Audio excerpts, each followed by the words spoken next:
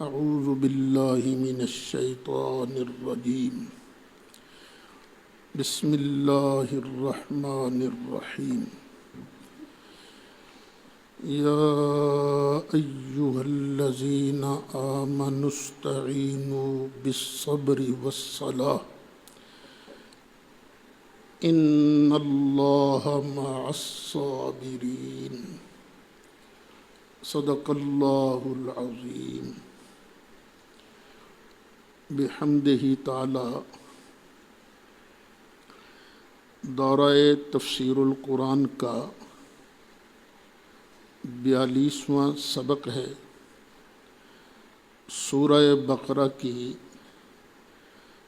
آیت نمبر 153 سے سبق شروع ہو رہا ہے۔ مالک ارشاد فرماتا ہے یا ایہا الذین آمنو، اے ایمان والو، استعینوا، تم مدد مانگو، مدد چاہو اللہ سے، بالصبر والصلاة، صبر کے ذریعے اور نماز کے ذریعے۔ اس آیت کریمہ میں ایک ذکر ہے صبر کا اور ایک ذکر ہے صلاۃ کا۔ اللہ سے مدد مانگا کرو، لیکن ان دو چیزوں کو ذہن میں رکھ کر۔ صبر کسے کہتے ہیں؟ صبر کا اصل معنی ہے روکنا۔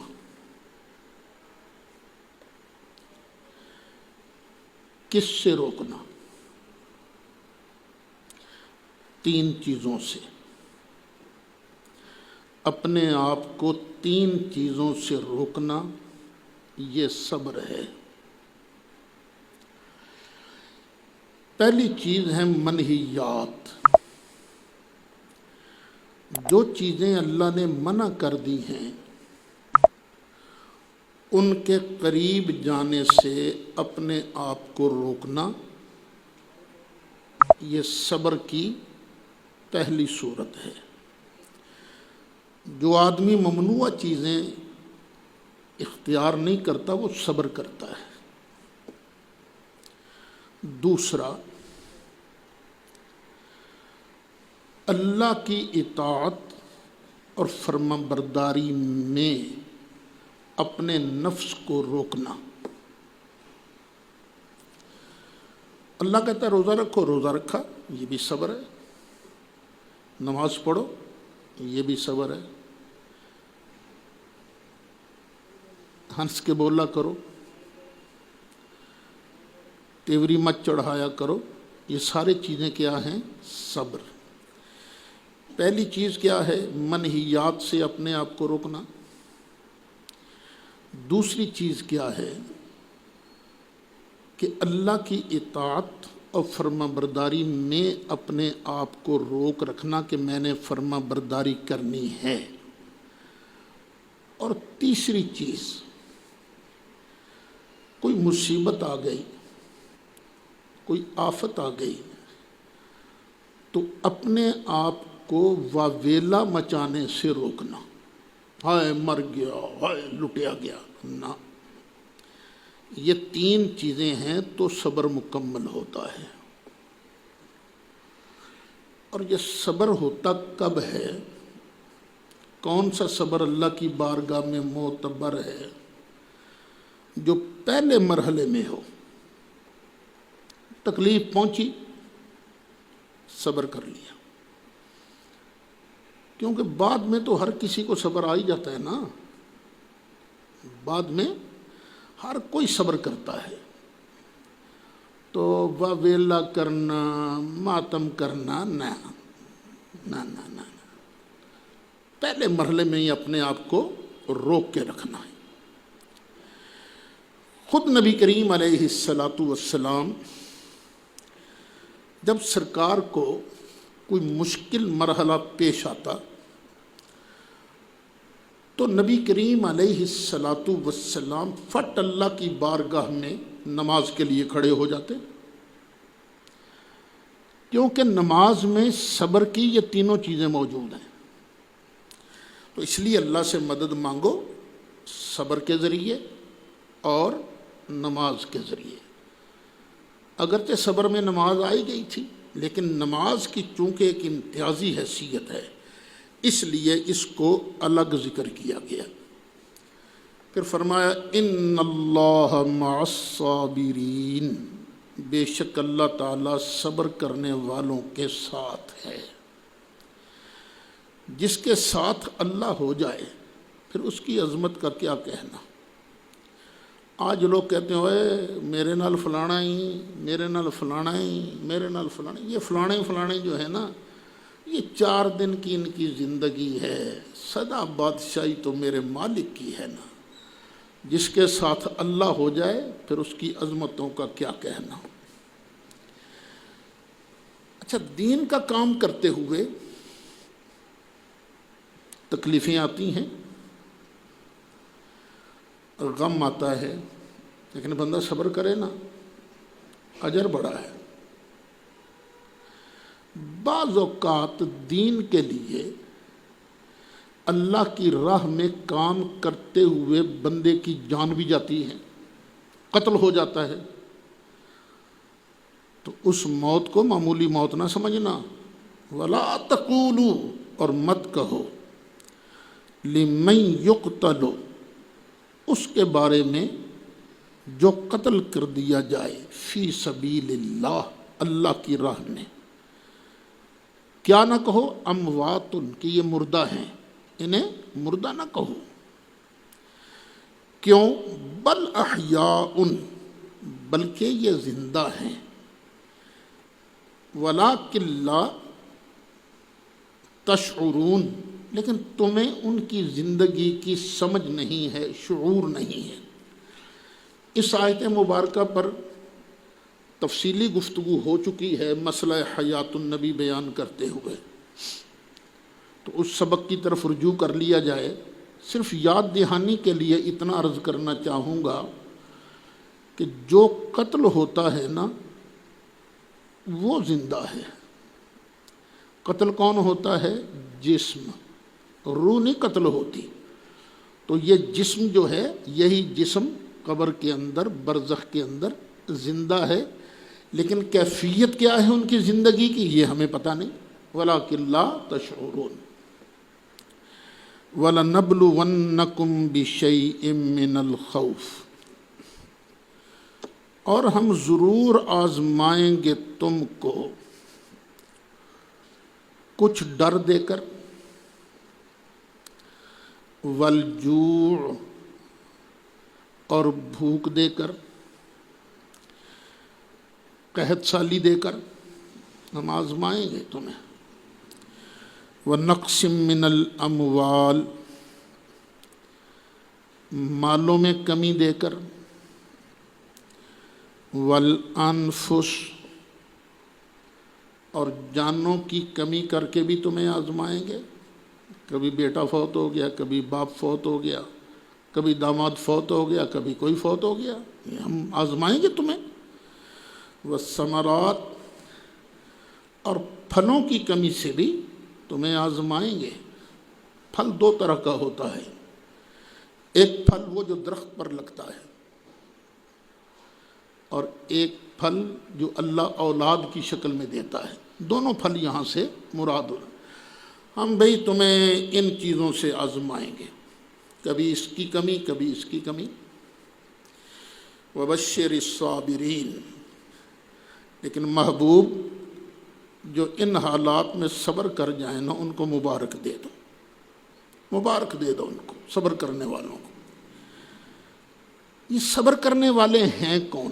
الذین اذا اصابتہم مصیبہ، کہ جب ان پر کوئی مصیبت آئے، مصیبت پہنچے، قالو، شور نہیں مچاتے۔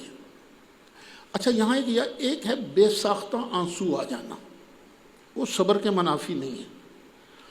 خود نبی کریم علیہ السلام کے شہزادے حضرت ابراہیم رضی اللہ عنہ آپ کا وصال ہوا تو سرکار کی آنکھوں سے آنسو جاری تھے، کوئی آہو فغاں نہیں تھی، آنسو آ رہے تھے۔ صحابہ نے عرض کی آقا یہ کیا؟ فرمایا یہ تو اللہ کی رحمت ہے، تو غم سے یہ صبر کس سے کرنا ہے؟ واویلا نہیں مچانا۔ جب کسی کو مصیبت پہنچے قالو، وہ کہتے ہیں انا للہ، بے شک ہم تو ہیں ہی اللہ کے، ہمارا خالق اللہ ہے، بنانے والا ہمیں اللہ ہے، صحت دینے والا ہمیں اللہ ہے، روزی دینے والا ہمیں اللہ ہے، ہم تو اللہ ہی کے لیے ہیں۔ اللہ کا مال ہے نا، تو وہ اپنے مال میں جو چاہے تصرف کرے۔ وَإِنَّا إِلَيْهِ رَاجِعُونَ، پھر ہم نے اسی کی طرف پلٹ کے جانا ہے، آج بھی اسی کے ہیں، پھر بھی اسی کے ہیں۔ اللہ فرماتا ہے جو یہ کلمات کہتے ہیں اور سچے دل سے کلمات کہتے ہیں، اولئک علیہم صلوات من ربہم ورحمہ، یہی ہیں وہ لوگ جن پر ان کے رب کی طرف سے صلاۃ نازل ہوتی ہے اور رحمت نازل ہوتی ہے۔ وَأُولَئِكَ هُمُ الْمُهْتَدُونَ، اور یہی لوگ ہدایت یافتہ ہیں۔ اس آیت کو پھر پڑھ لیجئے، یہ کن پر صلوات نازل ہو رہی ہے؟ جو لوگ یہ اچھے کام کرتے ہیں۔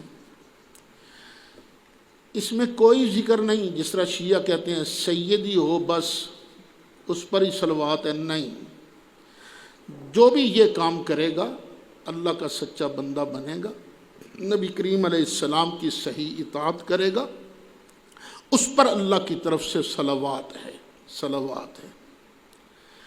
یہ شیعہ کا غلط پروپیگنڈا ہے کہ صرف ساداتی جو ہیں ان پر ہی صلوات ہے، درود صرف ان پر ہی ہے، غلط پروپیگنڈا ہے۔ کیا نبی کریم علیہ السلام پوری انسانیت کے لیے تشریف لائے تھے یا اپنی اولاد کے لیے؟ پوری انسانیت کے لیے آئے تھے نا۔ تو جو بھی نبی کریم علیہ السلام کی تابع داری کرتا جائے گا، جو بھی نبی کریم علیہ السلام کی غلامی کرتا جائے گا، اس پر اللہ کی رحمتیں نازل ہوں گی۔ اولئک علیہم صلوات من ربہم ورحمہ واولئک هم المہتدون۔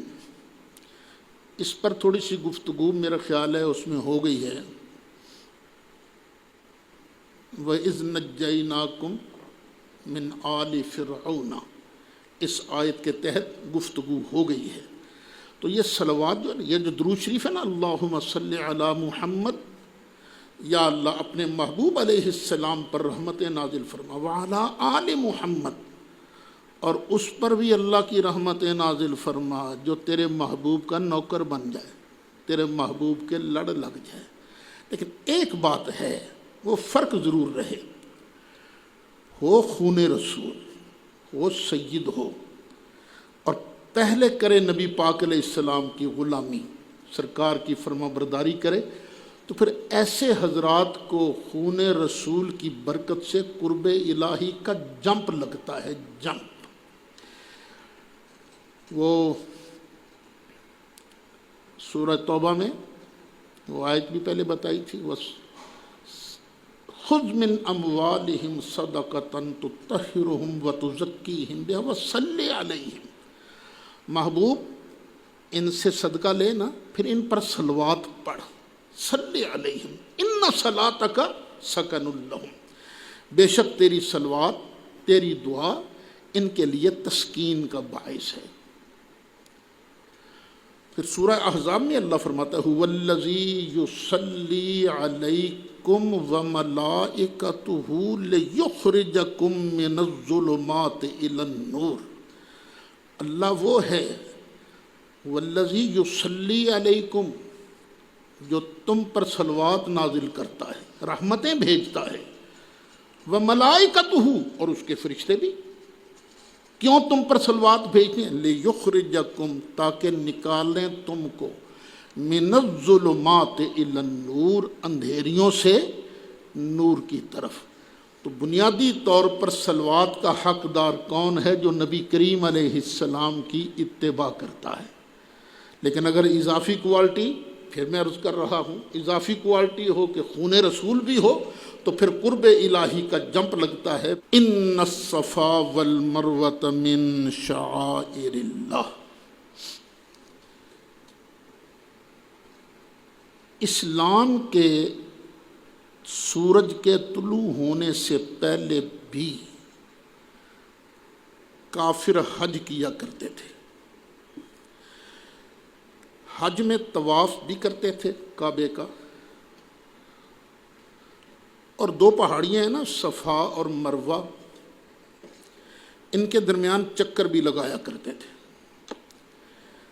لیکن انہوں نے ان پہاڑیوں پر دو بت نصب کر رکھے تھے، ایک کا نام اصاف اور دوسرے کا نائلہ۔ شروع کرتے، بت کو چومتے چاٹتے، پھر چکر شروع کر دیتے مروہ کی طرف، وہاں پہنچ کے پھر بت کو چومتے چاٹتے، شرک کرتے تھے نا طواف کے اندر ہی۔ جب مکہ شریف فتح ہو گیا، مکہ کے فتح ہونے کے بعد بت سارے توڑ دیے گئے، تو حج کے لیے سرکار نے فرمایا، عمرے کے لیے، حج کے لیے، بھائی صفا اور مروہ کا طواف بھی کرو۔ صحابہ کے ذہن میں آیا، یہاں تو بت رہتے تھے، بت، تو کہیں ہم شرک کا ارتکاب تو نہیں کریں گے ان کے درمیان چکر لگا کر؟ تو آیت نازل ہوئی، ان الصفا والمروۃ من شعائر اللہ۔ ان بتوں کو نہ دیکھو، یہ صفا اور مروہ یہ اللہ کی نشانیاں ہیں۔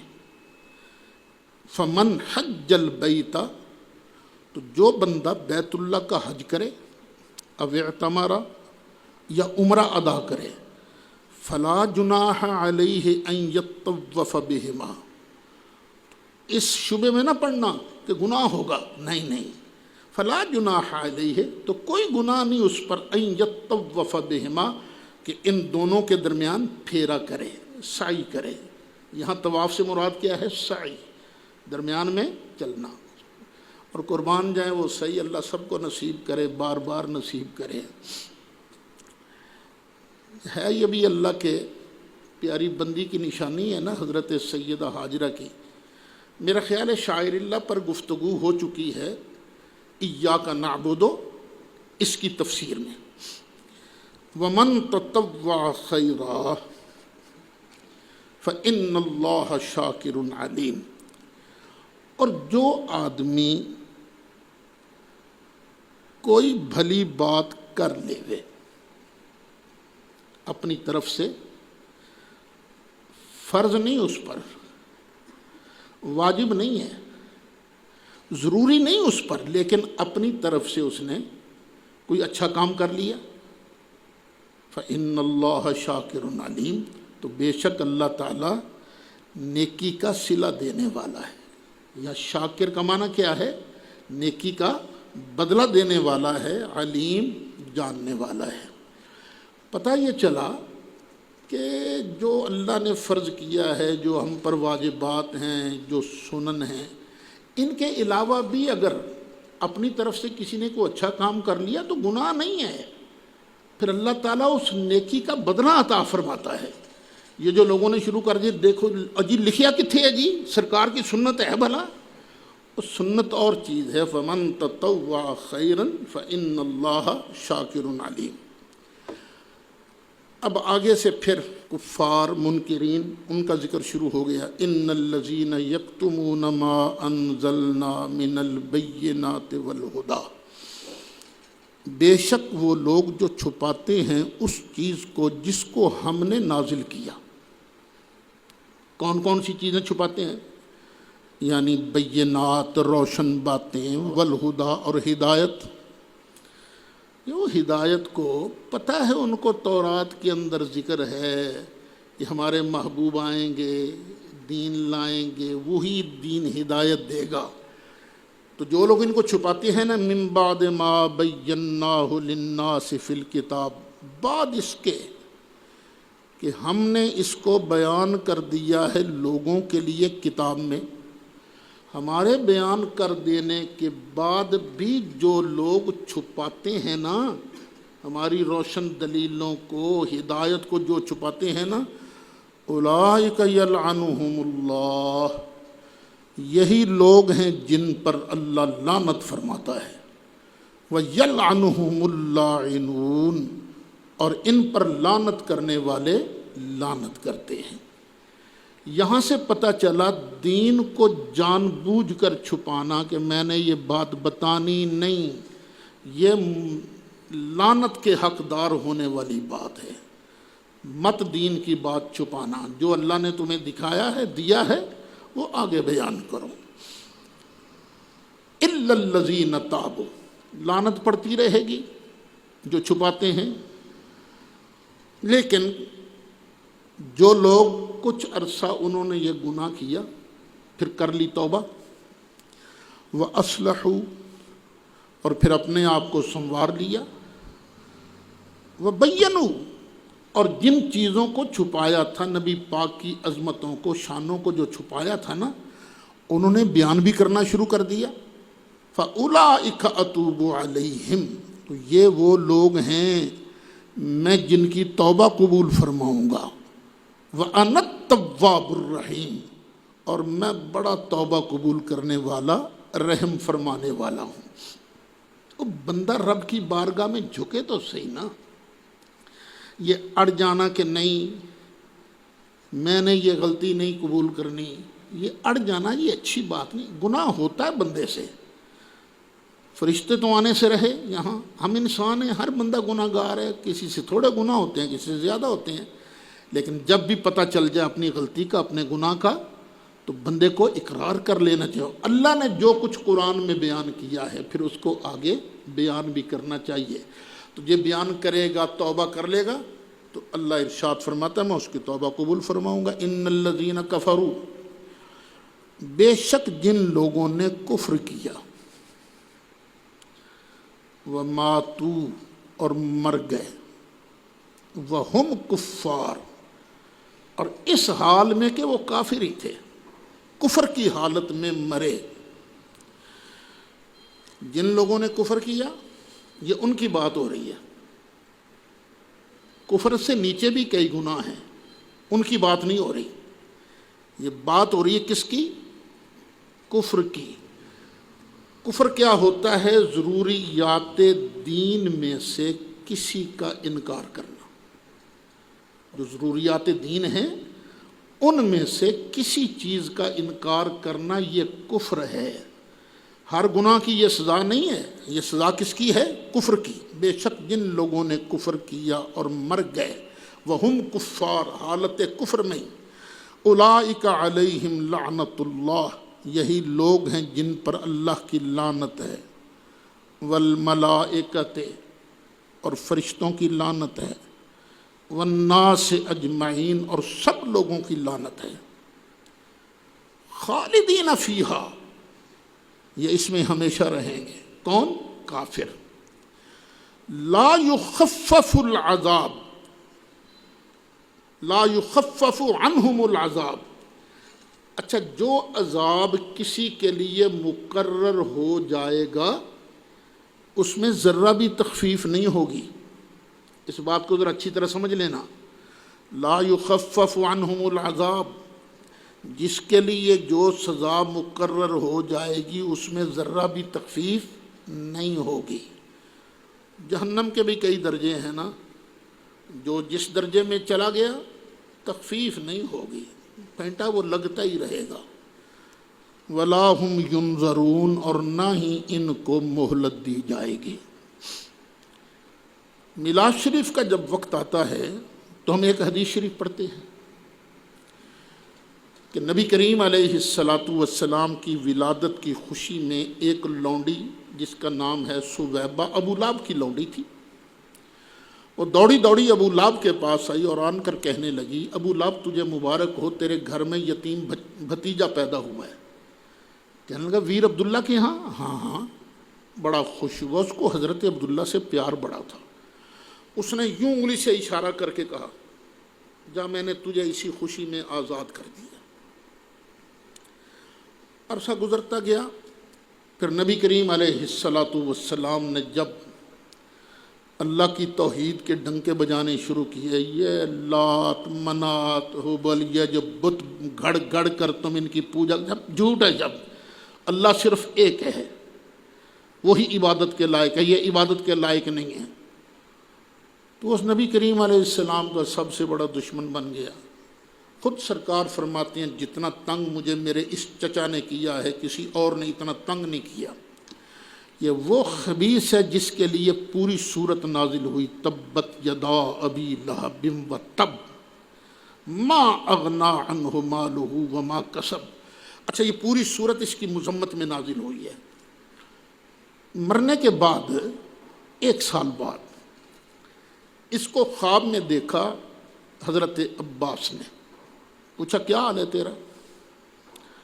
بس جلتا رہتا ہوں، لیکن ایک بات ہے، جب پیر کی رات آتی ہے میری اس انگلی سے نا ایک رطوبت نکلتی ہے سفید، میں منہ میں رکھ کے انگلی چوستا رہتا ہوں تو مجھے عذاب میں تخفیف محسوس ہوتی ہے۔ پوچھو تجھ پر یہ کرم کیوں ہو گیا؟ تو کہنے لگا وہ میں سرکار کی ولادت کی خوشی میں نے اپنی لونڈی کو آزاد نہیں کیا تھا، اس کی وجہ سے مجھ پر کرم ہوا۔ جب ہم یہ حدیث پڑھتے ہیں نا، یہ مخالف فٹ یہ آیت پڑھیں گے، لا یخفف عنہم العذاب، کافروں پر عذاب کی تخفیف ہی نہیں ہوتی، تو آپ کیسے کہہ سکتے ہیں کہ اس کو ایک انعام ملتا رہا؟ تو جو میں نے ترجمہ عرض کیا ہے نا، تخفیف کا مطلب کیا ہے؟ جو عذاب کسی کے لیے مقرر ہو چکا ہے پھر اس میں کمی نہیں ہوگی۔ ابو لہب کا عذاب شروع ہی سے یہ تھا کہ ہفتے کو اتنا، اتوار کو اتنا، پیر کو کم، تو یہ تخفیف نہیں ہوئی، اس کا شروع ہی سے نبی کریم علیہ الصلاۃ والسلام کی ولادت کی خوشی منانے کی برکت سے اس کو عذاب اس دن کم ہوتا ہے، یہ تخفیف نہیں ہے۔ وَإِلَٰهُكُمْ إِلَٰهٌ وَاحِدٌ، اور اچھی طرح یاد کر لینا، اور تمہارا معبود، سچا معبود صرف ایک ہی معبود ہے، باقی کوئی سچا معبود نہیں ہے۔ باقی سب معبودوں کی نفی، کوئی سچا معبود نہیں، صرف اللہ ہے وحدہ لا شریک، جو لائق عبادت ہے۔ کیوں؟ معبود صرف وہ ہو سکتا ہے جو کبھی کسی کا محتاج نہ ہو ہی نہ سکے محتاج، کسی حالت میں بھی وہ کسی کا محتاج نہ ہو۔ تو اللہ فرماتا ہے وہ تو ایک ہی ہے، وَإِلَٰهُكُمْ إِلَٰهٌ وَاحِدٌ، وہ جو غیر محتاج ہے نا وہ ایک ہے، باقی سارے نبی ولی فرشتے سارے کے سارے اسی کے محتاج ہیں۔ تو جب غیر محتاج صرف ایک ہے تو عبادت کے لائق بھی تو وہی ہے نا، جو کسی کا محتاج ہوگا وہ عبادت کے لائق کیسے ہو سکتا ہے؟ ہمیں خام خواہ لوگ تانا دیتے ہیں سنی مشرک ہیں، شرک کرتے ہیں، وہ کہاں ہم شرک کرتے ہیں؟ ہم تو ڈنکے کی چوٹ کہتے ہیں۔ نبی کریم علیہ الصلاۃ والسلام ساری مخلوق کے سردار ہیں لیکن اللہ کی رحمت کے محتاج ہیں۔ وہ اعلیٰ حضرت نے بھی تو اسی مسلک کو بیان کیا ہے نا، لیکن رضا نے ختم سخن اس پہ کر دیا، لیکن رضا نے ختم سخن اس پہ کر دیا، خالق کا بندہ خلق کا آقا کہوں تجھے، خالق کا بندہ خلق کا آقا کہوں تجھے۔ آگے اللہ تعالیٰ یہ دعویٰ ہے، وَإِلَٰهُكُمْ إِلَٰهٌ وَاحِدٌ، یہ دعویٰ ہے، لا الہ الا ہو، اس کے علاوہ کوئی معبود نہیں، لا الہ الا ہو، معبود بھی اس کے علاوہ کوئی نہیں، ہے بھی الرحمن الرحیم، دنیا میں بھی وہی رحم فرمانے والا ہے اور آخرت میں بھی وہی رحم فرمانے والا ہے۔ اس دعوی توحید کے بعد اب اس کے دلائل کچھ چیزوں کا ذکر کر کے نا اللہ تعالیٰ آخر میں فرماتا ہے لآیات لقوم یعقلون، ان میں عقل والی قوم کے لیے نشانیاں ہیں۔ یہ اللہ تعالیٰ ان چیزوں میں غور کرو، تمہیں پتہ چل جائے گا سوائے میں اللہ کے کوئی اور خدا ہے ہی نہیں، کوئی اور معبود ہے ہی نہیں۔ وہ چیزیں کیا ہیں؟ ان فی خلق السماوات والارض، بے شک آسمانوں اور زمین کی پیدائش میں، اس میں ذرا سوچو نا، یہ زمین کیسے بنی، آسمان کیسے بنا، سوچو اس میں ذرا۔ واختلاف اللیل والنہار، رات اور دن کے بدلنے میں، اب رات ہے، آہستہ آہستہ رات گزرتی جا رہی ہے، پھر دن آئے گا، دن شروع ہوگا، اوپر جائے گا، پھر گھٹتا گھٹتے پھر رات شروع ہو جائے گی، رات کے بعد دن، دن کے بعد رات، پھر ہے بڑے حساب کتاب سے، ایک سیکنڈ کا فرق نہیں پڑتا۔ جس تاریخ کو، سال کا کیلنڈر آپ اٹھا کر دیکھ لیں، شمسی سال کا، جس تاریخ کو، مثلا آج کیا تاریخ تھی؟ 22 جولائی، 22 جولائی 2020 کو جتنے منٹ پر پاکستان میں ہمارے فیصل آباد میں سورج نکلتا ہے، 10 سال بعد بھی اسی وقت سے سورج نکلے گا۔ یہ اس پر غور کرو نا، یہ کون ہے جس نے اتنا بیلنس رکھا ہوا ہے؟ والفلک التی تجری فی البحر،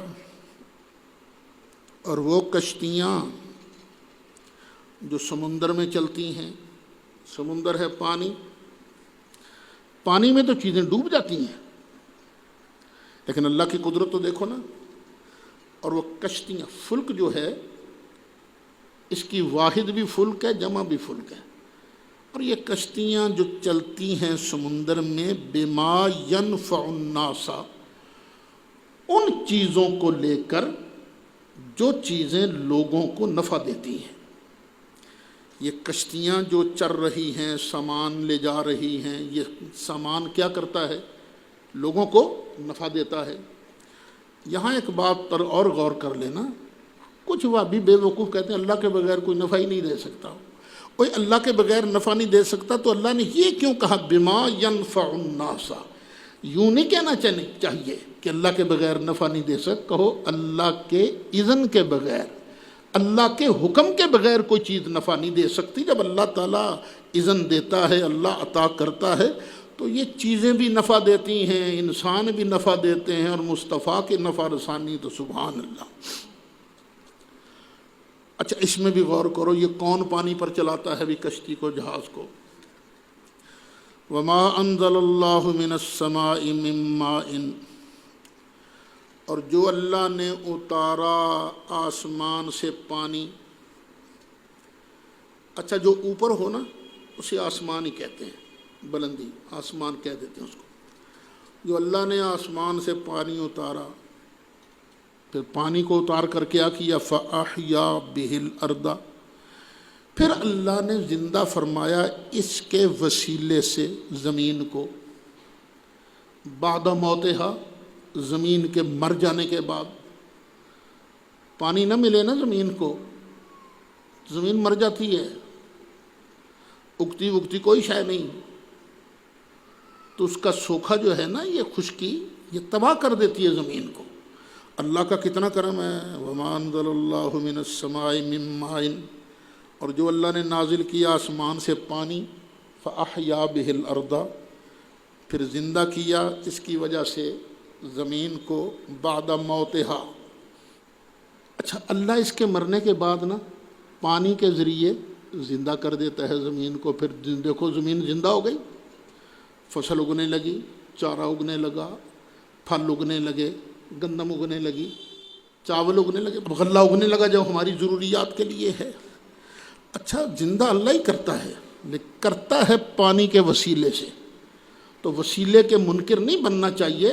کام سارے اللہ کرتا ہے، لیکن اس کے لیے ذرائع، وسائل اور اسباب اللہ تعالیٰ ہماری تعلیم کے لیے اختیار فرماتا وَبَثَّ فِيهَا مِن كُلِّ دَابَّةٍ، اور پھیلا دیے زمین میں اللہ نے ہر قسم کے جانور. یہ گنو کتنی چیزیں بن گئیں؟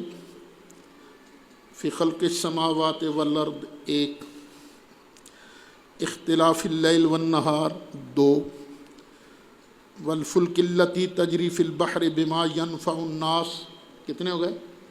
3، وما انزل اللہ من السماء من ماء فاحیا بہ الارض بعد موتها 4، وبث فیہا من کل دابہ، اور ہر قسم کے جانور اس میں پھیلا دیے، بھینسیں، گائیں، بکریاں، بکرے، مرغے، دیکھو نا کتنے کام آتے ہیں، اونٹ، گدھے، گھوڑے، ہر قسم کے جانور پھیلا دیے اللہ تعالیٰ نے. وتصریف الریاح، اور ہواؤں کے پھیرنے میں. ہوا بند ہوتی ہے تو کیا مصیبت بن جاتی ہے، پھر ہوا چلنے لگتی ہے تو کیا لطف آتا ہے. تیز ہوا ہو جائے، آندھی آ جائے تو الگ مسئلہ بن گیا. تو یہ ہواؤں کو بھی تو پھیرتا ہے نا، ہواؤں کے پھیرنے میں. وَالسَّحَابِ الْمُسَخَّرِ بَيْنَ السَّمَاءِ وَالْأَرْضِ، اور یہ جو بادل آسمان اور زمین کے درمیان یہ کنٹرول شدہ ہے، نہ بالکل زمین پر ہے بادل کہ مصیبت بنے، نہ ہی اتنا اونچا ہے کہ ہمارے کام نہ آئے، نہ. وَالسَّحَابِ الْمُسَخَّرِ بَيْنَ السَّمَاءِ وَالْأَرْضِ، ان 7 چیزوں میں لَآيَاتٍ لِقَوْمٍ يَعْقِلُونَ، عقل مند قوم کے لیے نشانیاں ہیں. کس بات کی؟ وَإِلَٰهُكُمْ إِلَٰهٌ وَاحِدٌ، وہ پہلے دعویٰ تھا، یہ اب اس کے دلائل ہیں. اللہ فرماتا ہے وَمِنَ النَّاسِ، کچھ لوگ ایسے ہیں، من جو یتخذ بنا لیتے ہیں، من دون اللہ، اللہ کے علاوہ، اندادن، اللہ کے شریک. انداد جمع ہے ند کی. کچھ لوگ ہیں جو اللہ کے علاوہ اور چیزوں کو معبود بنا لیتے ہیں. یہ لفظ من دون اللہ یہ قرآن پاک میں کئی جگہ آئے گا. اس کا لفظی ترجمہ ہے اللہ کے علاوہ، اور ظاہر ہے اللہ کے علاوہ میں بھی من دون اللہ ہوں، تم بھی من دون اللہ ہو، کوئی بھی اللہ تو نہیں ہے نا، ہم میں سے کوئی اللہ نہیں ہے، ہم سب من دون اللہ ہیں لفظی ترجمہ سے. لیکن ایک ہے قرآن کی خاص اصطلاح. قرآن کریم میں من دون اللہ کبھی کبھی اصلی معنی میں بھی استعمال ہوا ہے، غیر اللہ کے معنی میں، اور کبھی کبھی یہ من دون اللہ اصطلاحی معنی بتوں کے معنی میں بھی استعمال ہوا ہے. یہ بات ذہن میں رکھنا، نہ ہر جگہ من دون اللہ کا معنی بت ہیں، نہ ہر جگہ من دون اللہ کا معنی اللہ کے علاوہ ہے. کہیں مراد بت ہیں اور کہیں مراد ہیں اللہ کے علاوہ. یہاں بہت دھوکہ ملے گا لوگوں کی طرف سے، وہ نے من دون اللہ، وہ قرآن کی آیتیں پڑھنی شروع کریں، ان الذین تدعون من دون اللہ ما یملکون من قطمیر، تم جن کو اللہ کے علاوہ پوجتے ہو وہ تو کھجور کی گٹھلی کے اوپر بنا جو ہلکا سا سفید چھلکا ہوتا ہے اس کے بھی مالک نہیں. اللہ کے بندے کی تو صاف پتہ چلتا ہے کہ وہ جو کھجور کے اوپر گٹھلی کے اوپر ہلکے سے سفید چھلکے کا بھی مالک نہیں، وہ کوئی انسان تو نہیں نا. میں ہوں یا آپ، ہم کئی چیزوں کے مالک ہیں. لو اس چھڑی کا میں مالک ہوں، آپ نے جو لباس پہنا ہوا اس کے آپ مالک ہیں. لیکن وہ کون ہے جو اس چھلکے کا بھی مالک نہیں؟ وہ ہیں بت. تم جتنا مرضی ان کے آگے سر جھکاؤ، ماتھا ٹیکو، جتنی مرضی ان کی پوجا پاٹ کرو، یہ تو ذرہ خود چھلکے کے مالک نہیں ہیں، تمہیں کیا نفع دیں گے، تمہیں کیا نقصان دیں گے۔ وَمِنَ النَّاسِ، اور کچھ لوگ ایسے ہیں جو بنا لیتے ہیں بتوں کو ند اللہ کا، یا اللہ کے علاوہ اوروں کو معبود بنا لیتے ہیں۔ کوئی کسی بندے کو بھی پوجنا شروع کر دیتا ہے، اور پھر یحبونہم، وہ محبت کرتے ہیں ان سے کحب اللہ، جس طرح کہ اللہ سے محبت کرنی چاہیے۔ کچھ ایسے لوگ ہیں جو من دون اللہ سے، بتوں سے یا اللہ کے علاوہ باقیوں سے محبت کرتے ہیں جیسے کہ اللہ سے محبت کرنی چاہیے۔ مومن کا یہ کام نہیں ہے، مومن باقیوں سے بھی محبت کرتا ہے، لیکن باقیوں سے محبت کرتا ہے اللہ کی محبت کے بعد۔ والذین آمنوا، اور جو ایمان والے ہیں، اشد حبا للہ، سب سے زیادہ سخت محبت اللہ سے کرتے ہیں۔ اللہ جیسی محبت کسی اور سے نہیں کرتے۔ دیکھو خود نبی کریم علیہ السلام نے فرمایا، ہمارے لیے مخلوق میں سب سے زیادہ قابل احترام، قابل تعظیم ذات کون سی ہیں؟ اللہ کے پیارے محبوب علیہ الصلاۃ والسلام۔ ہم ان سے بھی پیار کرتے ہیں، ان کے اشارے پر گردن کٹوانا اپنے لیے سعادت سمجھتے ہیں۔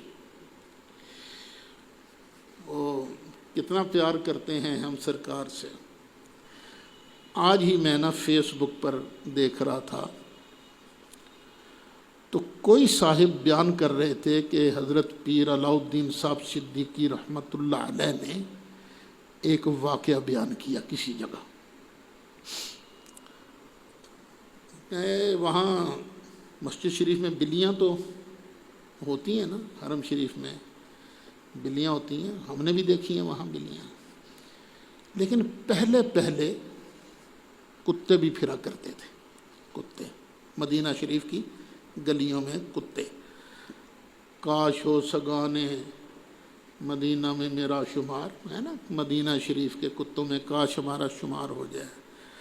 مولانا جامی کہتے ہیں سگت را کاش جامی نام بودے۔ تو لوگ نا ان کتوں کو روٹیاں ڈالتے، وہ کھا جاتے تھے، جس طرح بلیوں کو ڈالتے ہیں، کبوتروں کو دانا وانا ڈالتے ہیں۔ پیر صاحب فرماتے ہیں کہ مجھے کسی نے کہا کہ وہ ایک بندہ ہے، وہ تو 2 دن سے روئے جا رہا ہے، چپ ہی نہیں کرتا، روتا ہے۔ خیر پیر صاحب کہتے ہیں میں پتہ کرنے کے لیے اس کے پاس چلا گیا، وہ خدا کے بندے کیوں رو رہے؟ اس نے مجھے دیکھا تو میرے گلے لگ کے اور زیادہ رویا، پیر سائیں میں تو مر گیا، میرا تو بیڑا غرق ہو گیا۔ وہ پوچھا بیٹے ہوا کیا ہے تجھے؟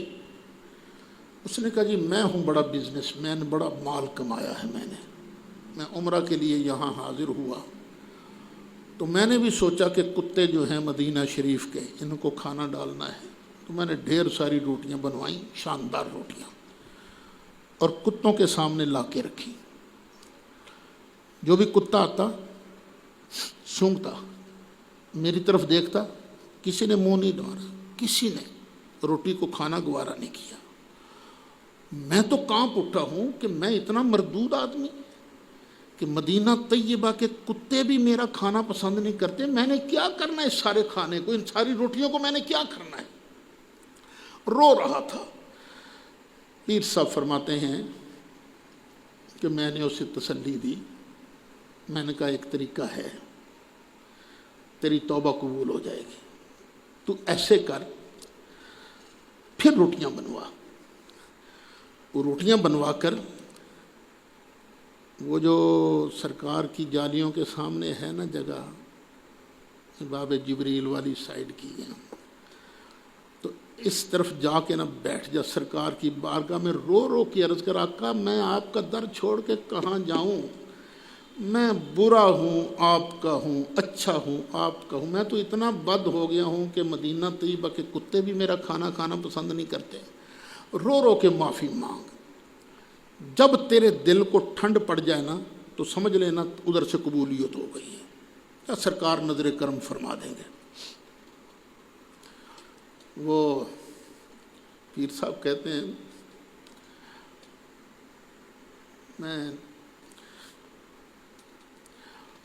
اس نے ایسے کیا، کچھ دیر کے بعد میں وہاں سے گزرا تو وہ لڈیاں ڈال رہا تھا، مجھے دیکھا تو چمٹ گیا، پیر صاحب میری توبہ قبول ہو گئی۔ وہ ہوا کیا؟ حضور جیسے آپ نے کہا تھا نا میں نے ویسے ہی کیا۔ میرے سینے کو جب ٹھنڈ پڑ گئی نا پھر میں اٹھا، میں چاہا کہ میں کتوں کو جا کے نا کھانا پیش کروں، میں نے دیکھا جو پہلے منہ نے وہ سارے کے سارے میرے پیچھے چلے آ رہے تھے، تو انہوں نے میرا کھانا قبول کر لیا۔ اب دیکھیے ہم سرکار کا کتنا احترام کرتے ہیں کہ ان کے شہر میں رہنے والے کتوں جو ہیں ان کا بھی ادب کرنا اپنے لیے سعادت سمجھتے ہیں، لیکن اس کے باوجود الہ تو نہیں مانتے نا، الہ نہیں مانتے ہم، الہ صرف اللہ رسول اللہ تعالیٰ کو مانتے ہیں، کسی اور کو الہ نہیں مانتے۔ اس لیے سب سے زیادہ محبت بھی کس سے کرتے ہیں؟ اللہ سے۔ اب نبی کریم علیہ السلام کی حدیث شریف سن لو، احبونی لحب اللہ، اللہ کی محبت کی وجہ سے میں مصطفیٰ سے محبت کروں، کیونکہ اللہ خالق ہے تو میں اسی کا رسول ہوں نا، اسی نے مجھے بھیجا ہے، اس لیے اس کی محبت کا تقاضا یہ ہے کہ تم مجھ سے محبت کرو۔ وَأَحِبُّوا أَهْلَ بَيْتِي لِحُبِّي، اور میری محبت کی وجہ سے میری اہل بیت سے محبت کرو، کیونکہ میرے اہل بیت ہیں نا، میرے گھر والے ہیں، میرے بچے ہیں، میری بیویاں ہیں، اہل بیت سے محبت کرو تو میری محبت کی وجہ سے۔ ایک اور حدیث میں فرمایا احبوا اصحابی لحبی، میرے صحابہ سے بھی محبت کرو میری محبت کی وجہ سے۔ ومن احبہم فبحبی احبہم، جس نے ان صحابہ سے پیار کیا اس نے اصل میں میری محبت کی وجہ سے ان سے پیار کیا ہے۔ وگرنہ آپ سوچئے صحابہ کرام کے ساتھ ہمارا کوئی کیا رشتہ کیا ہے، وہ تو 1450 سال ہونے لگے ہیں، پہلے گزر چکے صحابہ کرام، لیکن ہم بھی اب بھی ان کی عظمت کے لیے لڑتے ہیں، مرتے ہیں۔ کیوں؟ یہ اس کے صحابہ ہیں جن سے محبت ہمیں جنت میں لے کے جائے گی، تو سرکار کی محبت کی وجہ سے ہم صحابہ سے محبت کرتے ہیں، سرکار کی محبت کی وجہ سے اہل بیت سے محبت کرتے ہیں، اور سرکار سے محبت کیوں کرتے ہیں؟ اللہ کی محبت کی وجہ سے۔ والذین آمنوا، سن لینا، جو ایمان والے ہیں سب سے زیادہ سخت محبت اللہ سے کرتے ہیں۔ اور اعلیٰ حضرت نے جو اس کا ترجمہ کیا نا وہ بھی سن لو، اور ایمان والوں کو اللہ کے برابر کسی کی محبت نہیں، کسی کی محبت نہیں ہے اللہ کے برابر۔ بھئی ہم مشرک نہیں ہیں، ہم پکے ٹھکے موحد ہیں۔ وَلَوْ يَرَى الَّذِينَ ظَلَمُوا، اور اگر دیکھ پائیں ظالم، اِذْ يَرَوْنَ الْعَذَابَ، جب عذاب کو دیکھیں گے، عذاب ان کے سامنے آ جائے گا نا، جب عذاب ان کے سامنے آئے گا نا تو پھر ان کو لگ پتہ جائے گا ان القوت للہ جمیعا، بے شک ساری کی ساری طاقت اللہ کے لیے ہے۔ ہر طاقت کس کے لیے ہے؟ اللہ کے لیے۔ ان القوت للہ جمیعا، میرے اپنے الفاظ نہیں ہیں، بے شک طاقت للہ، اللہ ہی کے لیے ہے، جمیعا ساری طاقت۔ تو اس کا کیا مطلب ہے؟ کسی اور کے پاس طاقت نہیں ہے؟ ہاں؟ اوروں کے پاس بھی تو طاقت ہے نا۔ یہ اس کو لے کر کسی اور پر اللہ کی عطا کی نفی نہیں کرنی چاہیے۔ اللہ کے بغیر کوئی طاقتور ہے ہی نہیں، ہیں طاقت، تھوڑی تھوڑی طاقتیں ہیں۔ وہ جو سلیمان علیہ السلام کے پاس جن آیا، جن تھا جس نے کہا تھا میں تخت لا کر دیتا ہوں، اس نے کیا کہا تھا؟ انی علیہ لقوی، میں اس پر قوی ہوں جی۔ اللہ تو کہتا ان القوۃ للہ جمیعا۔ اس کا یہ مطلب نہیں ہے کہ اللہ نے کسی اور کو طاقت دی نہیں، ساری طاقتوں کو مالک اللہ ہے، لیکن جس کو چاہتا ہے طاقت دے دیتا ہے، تھوڑی دے دی اور زیادہ دے دی اور زیادہ دے دی۔ اسی طرح سارے علم کا مالک اللہ ہے، لیکن جسے چاہتا ہے اپنے علم کے خزانوں میں سے عطا فرماتا ہے۔ وَأَنَّ اللَّهَ شَدِيدُ الْعَذَابِ، اور بے شک اللہ کا عذاب بہت سخت ہے۔ مولاي صل وسلم دائما ابدا على حبيبك خير الخلق كلهم۔